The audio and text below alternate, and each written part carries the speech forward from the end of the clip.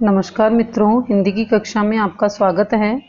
जैसा कि आपको विदित है कि हम समास प्रकरण का अध्ययन कर रहे थे। समास प्रकरण के अध्ययन अंतर्गत हमने तत्पुरुष समास को विस्तार पूर्वक पढ़ लिया था। तो मैंने आपको बताया था कि तत्पुरुष समास में उत्तर पद की प्रधानता होती है और इसके अंतर्गत मैंने आपको जो कारकों से रिलेटेड समास के बारे में पूरा अध्ययन करवाया था। जैसे कि कर्म कारक में आपको क्या मिलेगा, अगर कर्म कारक मतलब कर्म तत्पुरुष है तो आपको क्या मिलेगा, तो वहाँ पर आपको को मिलेगा और को का हम क्या कर देते हैं, वहाँ लोप कर देते हैं। ऐसे ही करण कारक है, करण कारक में से या के द्वारा मिलेगा, उसमें से हम से का लोप करेंगे। और ऐसे ही संप्रदान कारक में के लिए मिलेगा तो के लिए का हम लोप करेंगे। और ऐसे ही अपादान कारक है तो अपादान कारक में आपको से मिलेगा तो हम उसका भी लोप कर देंगे। और ठीक इसी तरह से हमारे पास में संबंध तत्पुरुष भी था, तो संबंध में का के की, जैसे राम का पिता मोहन है तो इस तरह से राम का भाई सोहन है। तो इस तरह से जैसे मान लो का के की, ये क्या बताता है, हमेशा संबंध बताता है। और अधिकरण में होता है में और पर। ठीक है, तो इस तरह से मैंने आपको ये वाला समास करवाया था। नेक्स्ट आपको द्विगु समास भी करवाया था, जिसमें मैंने आपको बताया था कि इसमें पहला पद तो संख्यावाची होगा तथा दूसरा पद संज्ञावाची होगा तथा ये किसी भी समूह अर्थ को संबोधित करेगा। ठीक है ना। अब नेक्स्ट हम चलते हैं अपने कर्मधारय समास पर। देखिए, कर्मधारय जो समास है उसका हमने किस तरह से अध्ययन किया है। कर्मधारय समास के अंतर्गत देखिए, जिस समास में दोनों पदों के बीच विशेषण और विशेष्य या उपमेय या उपमान का संबंध हो, जिसमें पहला पद तो क्या हो, विशेषण हो और दूसरा पद क्या हो, विशेष्य हो। पहला पद तो क्या हो, विशेषण हो और दूसरा पद क्या होना चाहिए, उसमें विशेष्य ही होना चाहिए। अब देखिए, जैसे मान लो पहला पद तो क्या होना चाहिए, उसमें विशेषण और दूसरा पद क्या होना चाहिए, विशेष्य होना चाहिए। अब देखिए, जैसे मान लो नील कमल है। अब कमल तो है ही है, कमल तो सबको पता है कि कमल एक पुष्प होता है। ठीक है, लेकिन उसकी विशेषता क्या है, नीला होना। उसकी विशेषता क्या है, नीला होना। तो नीला रंग उसकी क्या हो गई, कमल की, नीला रंग कमल की क्या हो गई, विशेषता हो गई। अब कमल की विशेषता कौन हो गई, नीला रंग। ये नीला कमल की क्या हो गई, विशेषता। ये देखिए, अब कमल तो बहुत सारे हैं लेकिन उसकी विशेषता क्या बता दी हमने, नीला रंग इसकी क्या बता दी, विशेषता बता दी। ठीक है, तो इस तरह से नेक्स्ट है हमारे पास में महावीर। अब देखो, वीर तो है ही है, वीर तो है ही है, लेकिन कैसा है, महान है, महान। कैसा है वीर, महान है। ठीक है ना। ऐसे ही लाल किला। अब किले तो बहुत सारे हैं, किले तो बहुत सारे, जिस किले का रंग लाल है वही कौन है, लाल किला। अब किले का विशेषण कौन हो गया, लाल। ऐसे ही कमल का विशेषण कौन हो गया, नीला। वीर का विशेषण कौन हो गया, महान। तो इसमें ये क्या कह रहा है कि जिन समास में दोनों पदों के बीच विशेषण और विशेष्य, उपमान और उपमेय, अर्थात पहला पद तो विशेषण हो और दूसरा पद क्या हो, विशेष्य हो, तो वह क्या कहलाएगा, हमारा क्या कहला जाएगा, वह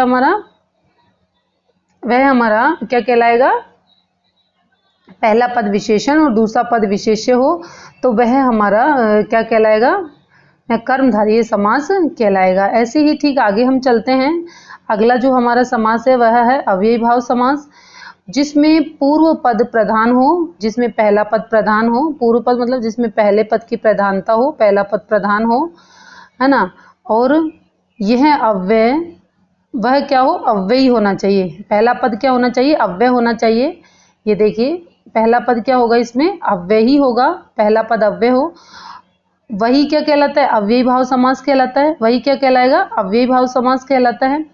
और कई बार पूर्व पद प्राय अव्यय नहीं होता। कई बार क्या होता है कि पहला पद जो होता है वो अव्यय नहीं होता, परंतु समस्त पद के क्रिया विशेषण के रूप में प्रयुक्त होने से वह अव्ययी भाव समास बन जाता है। देखो, जैसे यथा विधि, जैसे यथा विधि। अब यथा विधि में यथा क्या है, यथा जैसी विधि, विधि के अनुसार। यथा का अर्थ होता है के अनुसार, यथा का अर्थ क्या होता है, के अनुसार।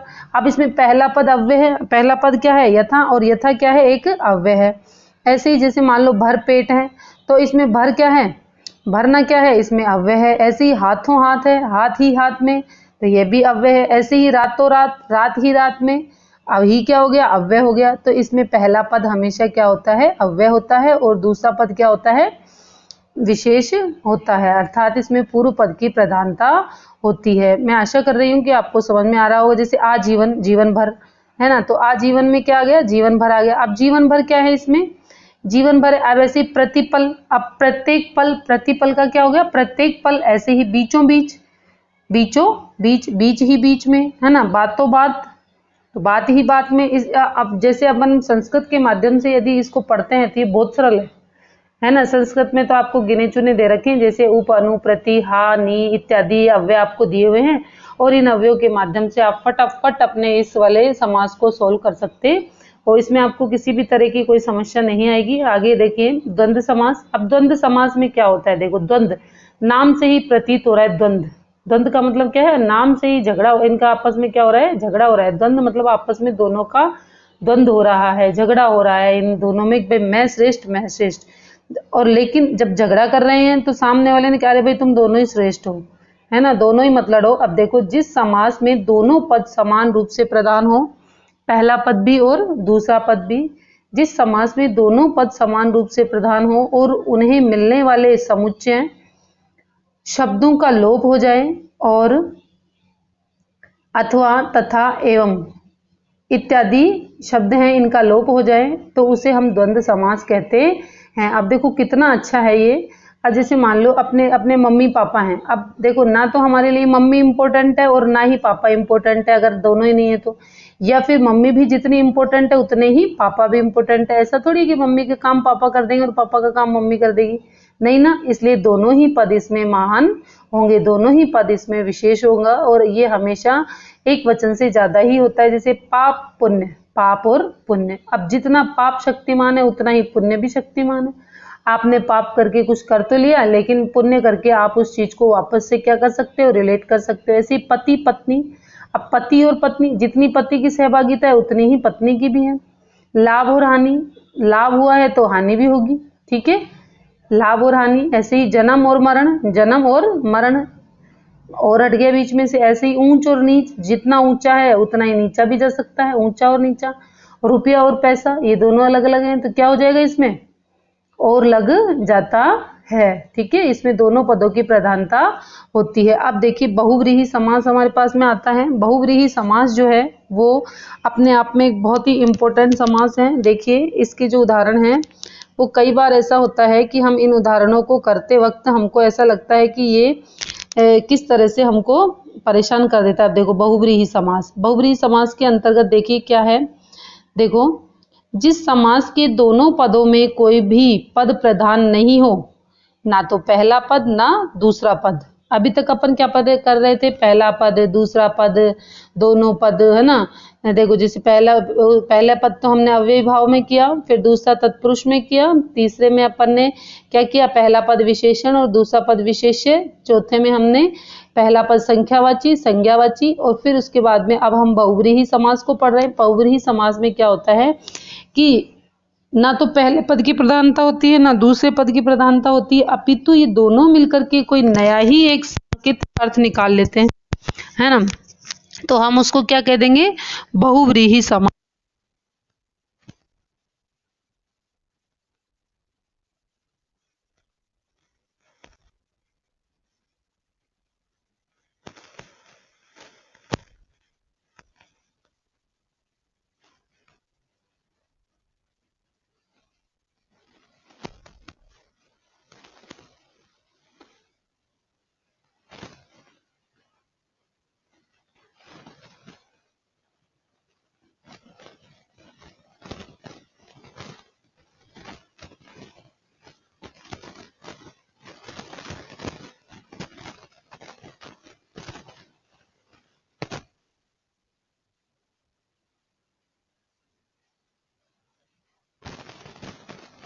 ऐसे ही दशानन, 10 हैं जिसके मुख। अब देखो 10 का अर्थ भी रावण नहीं होता, और आनन का अर्थ भी रावण नहीं होता। तो देखो 10 तो गिनती है ही, और आनन का अर्थ होता है मुख, जिसके 10 मुख हैं वो कौन है, रावण। तो ये दोनों मिलकर के कोई नया ही अर्थ आ गया ना, दोनों मिलकर के क्या आ गया, नया ही अर्थ आ गया। फिर इसके बाद नेक्स्ट है लंबोदर, लंबा है उदर जिसका, जिसके बहुत लंबा उदर है वो कौन है, गणेश। तो गणेश का अर्थ दोनों ही नहीं है, ना तो लंबा है ना उदर है। ऐसे ही त्रिलोचन, 3 है नेत्र जिसके, शिव, है ना। ऐसे ही चतुर्भुज, 4 हैं भुजाएं जिसकी, वो कौन है, विष्णु। ऐसे ही श्वेतांबर, श्वेत वस्त्रों वाली सरस्वती। अब सरस्वती का ना सरस्वती कहीं से भी सफेद वस्त्रों, ना तो वस्त्र का अर्थ सरस्वती होता है और ना ही श्वेत का अर्थ सरस्वती होता है, इसलिए दोनों शब्द मिले और मिल करके जिस जैसे किसी की पहचान यदि बता दी जाती है तो वह क्या कहलाता है, हमारा बहुव्रीहि समास कहलाता है। ऐसे ही षडानन, छह हैं आनंद जिसके, छह हैं मुख जिसके, वो कौन है, कार्तिके। ऐसे कर्मधारय और बहुव्रीहि समास दोनों में अंतर देखो, क्योंकि दोनों हमको कंफ्यूजन करते हैं। क्या अंतर होता है दोनों में, देखिए कर्मधारय समास में जहां दोनों पदों में विशेषण विशेष्य का संबंध होता है, वहां बहुव्रीहि समास में दोनों पद किसी सांकेतिक अर्थ को प्रकट करते थे। कर्मधारय समास में जहां दोनों पदों में विशेषण विशेष्य का संबंध होता है, वहीं बहुव्रीहि समास दोनों पद किसी सांकेतिक अर्थ का बोध करवाते हैं। विग्रह के आधार पर दोनों में अंतर जाना जाता है। जैसे कमल के समान नयन, कमल के समान नयन, कमल के समान नयन है जिसके, अर्थात विष्णु, है ना। तो संधि और समास में अंतर, संधि में वर्णों का मेल हो जाता है और समास में शब्दों का। ऐसे ही संधि में वर्णों के मेल से वर्ण परिवर्तन हो जाता है। आप देखो जैसे मान लो संधि में क्या करते हैं अपन, जैसे ए और ए को जोड़ करके आ बना दिया, और जबकि समास में क्या करते हैं, पूरा शब्द ही ले लेते हैं। जैसे नील कमल ले लिया, नील कमल, तो नील अलग है कमल अलग है, दोनों मिले तो एक हो गए, तो ये समास हो गए। ठीक है, ठीक है ना, आ गए समझ में। ऐसे ही जबकि समास में प्राय ऐसा नहीं होता। अब ये देखिए नेक्स्ट थोड़ा सा हम दोहरान भी करेंगे। अब देखो संधि में वर्णों का मेल हुआ, जैसे हिम प्लस आल्य, तो हिम में ए निकला, आ निकला, तो क्या बन गया, हिमालय बन गया। ऐसे ही प्रति प्लस एक प्रत्येक बन गया, गुण संधि का उदाहरण हो गया। समास में देखो राधा और कृष्ण दो हैं, लोक और प्रिय दो हैं, ठीक है। तो इस तरह से दो वर्ण जहां मिलते हैं वो तो संधि हो जाती है, और दो शब्द जहां मिल जाते हैं वो क्या हो जाते हैं, समास हो जाते हैं। अतः हम कह सकते हैं कि परस्पर संबंध रखने वाले दो या दो से अधिक पदों के मेल को हम समास कहेंगे। पदों के मेल से बनने वाले शब्द को सामासिक शब्द या समस्त पद कहा जाता है। समस्त पदों के बीच हुए संबंध को अलग करने की प्रक्रिया समास विग्रह कहलाती है। समस्त पद के मुख्यतः दो भेद होते हैं, एक तो उत्तर पद और एक पूर्व पद। समास के 6 भेद होते हैं, तत्पुरुष समास, द्विगु समास, कर्मधारय समास, अव्ययी भाव समास, द्वंद्व समास और बहुव्रीहि समास। और ठीक इसी तरह से नेक्स्ट जो हमारा है वह है तत्पुरुष समास के 6 भेद होंगे, कर्मधारय, करण तत्पुरुष, कर्म तत्पुरुष, कर्ण, संप्रदान, अपादान, संबंध, मतलब जो भी अपने विभक्तियों के अंतर्गत आते हैं, अर्थात कारक के अंतर्गत जो कारक के नाम है वो सारे तत्पुरुष समास के अंतर्गत आएंगे ही आएंगे। इस तरह से हमारा जो आज का जो टॉपिक था समास प्रकरण वह कंप्लीट हुआ। एक बार मैं आपको वापस से पूरे थोड़ा सा एक बार आपको वर्बली बता देती हूँ कि देखिए जो हमारे मानो कि हमारे कितने समास हैं, टोटल 6 समास हैं। तो सबसे पहले हमने कर्मधारय समास का अध्ययन किया। तो कर्मधारय समास में मैंने आपको बताया कि सारे जितने भी क्या होते हैं, इसमें जो कारक होते हैं उससे रिलेटेड ये पूरा जो हमारा समास है वह इसी से रिलेटेड होता है, इसमें उत्तर पद की प्रधानता होती है। इसके बाद हमने द्विगु समास पढ़ा। द्विगु समास में क्या था, पहला पद क्या था, द्विगु समास में पहला पद तो संख्यावाची था और दूसरा पद संज्ञावाची था, ठीक है। अब नेक्स्ट हमने पढ़ा कर्मधारय समास। तो कर्मधारय में पहला